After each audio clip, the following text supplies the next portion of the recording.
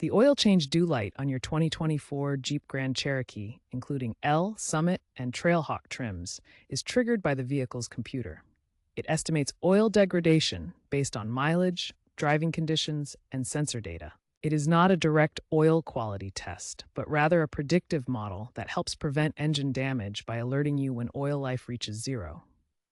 After performing an oil change, you must reset the system to recalibrate it back to 100% oil life. This clears the light and ensures accurate monitoring. Neglecting to reset can lead to unnecessary service prompts.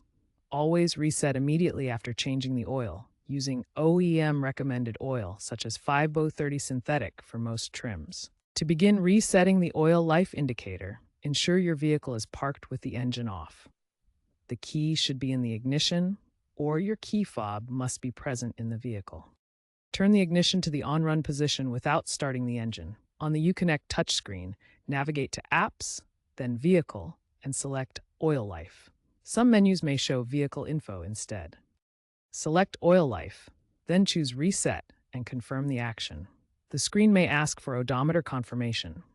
The oil change due light should clear within seconds, and the oil life percentage will reset to 100%.